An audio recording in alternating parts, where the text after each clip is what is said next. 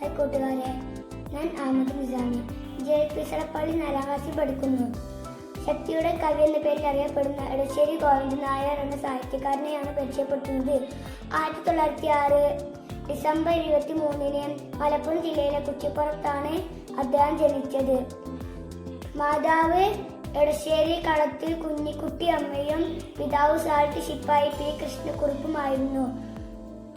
ചെറുപ്പത്തിൽ തന്നെ അദ്ദേഹം കവിതകൾ എഴുതിയിരുന്നു. നൂലാമാല, കൂട്ടുകൃഷി, കളിയും ചിരിയും, എണ്ണിച്ചുട്ടയപ്പം എന്നിവ നാടകങ്ങളായിരുന്നു.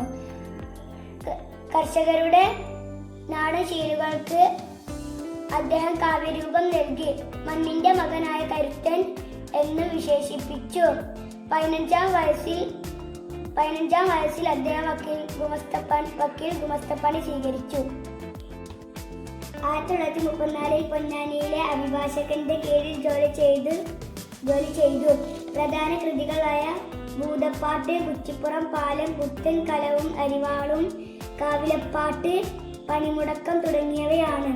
കാവിലപ്പാട്ട് എന്ന കൃതിക്ക് 1970 കേന്ദ്ര സാഹിത്യ അക്കാദമി അവാർഡും ഒരു പിടി നെല്ലിക്കയ്ക്ക് കേരള സാഹിത്യ അക്കാദമി അവാർഡും കൂട്ടുകൃഷിക്ക് മദ്രാസ് ഗവൺമെന്റ് പുരസ്കാരവും മരണശേഷ ആശാൻ പുരസ്കാരവും ലഭിച്ചിട്ടുണ്ട്.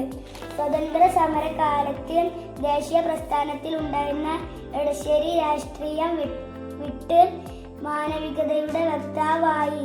1974 ഒക്ടോബർ 16-ന് അദ്ദേഹം അന്തരിച്ചു.